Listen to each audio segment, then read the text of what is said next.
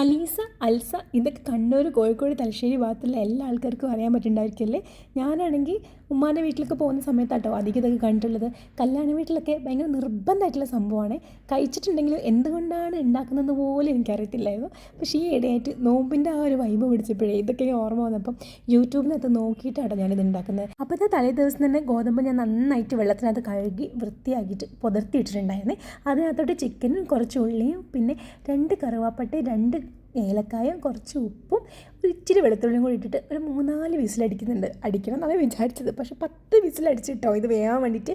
അതെനിക്ക് അറിയത്തില്ല ഞാൻ വാങ്ങിച്ച ഗോതമ്പിൻ്റെ ഗുണമാണോ എന്താണോ എന്ന്.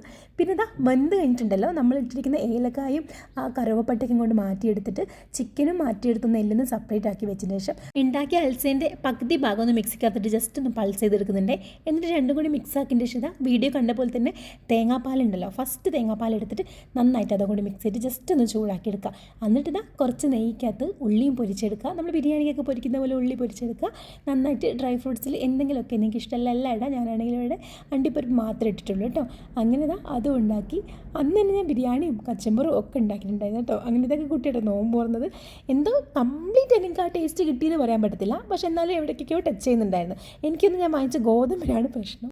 എന്തെങ്കിലും ആവട്ടെ, ഇഷ്ടപ്പെട്ടൊക്കെ ഉണ്ടാക്കാൻ പറ്റുന്നുണ്ടല്ലോ, അതിൻ്റെ വലിയ കാര്യം. നിങ്ങൾക്ക് ഇഷ്ടമാണെങ്കിൽ ചാനലൊന്ന് സബ്സ്ക്രൈബ് ചെയ്ത് സപ്പോർട്ട് ചെയ്തേക്കണേ. ബൈ.